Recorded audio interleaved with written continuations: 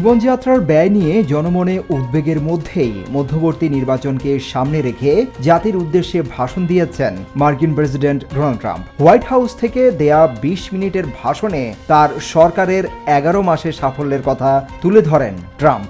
এ সময় গাজা যুদ্ধের অবসান, ইরানের পারমাণবিক হুমকি নির্মূল করা সহ ৩,০০০ বছরের মধ্যে প্রথমবারের মতো মধ্যপ্রাচ্যে শান্তি প্রতিষ্ঠার দাবি করেন ট্রাম্প।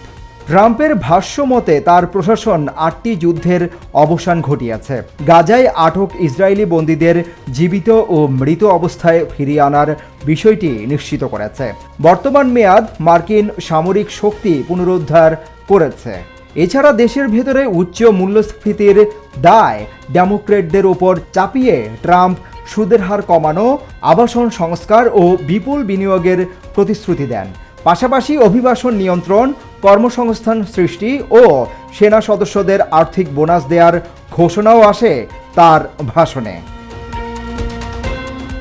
ইউক্রেনকে ভূখণ্ড ছাড়তে বাধ্য করার প্রশ্নে কোনো আপোষ করবে না বলে স্পষ্ট বার্তা দিয়েছেন রাশিয়ার প্রেসিডেন্ট ভ্লাদিমির পুতিন।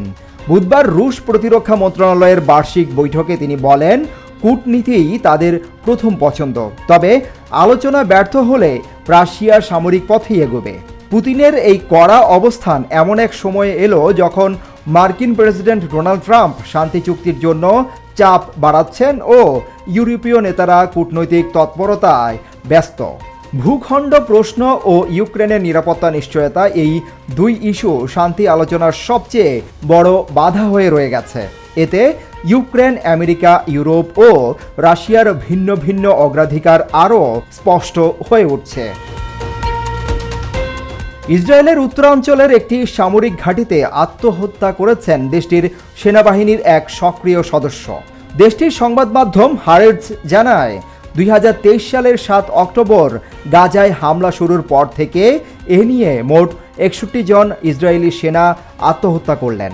সবশেষ নিহত সেনা ট্র্যাকার হিসেবে দায়িত্ব পালন করতেন। মঙ্গলবার তিনি নিজের উপর গুলি চালান।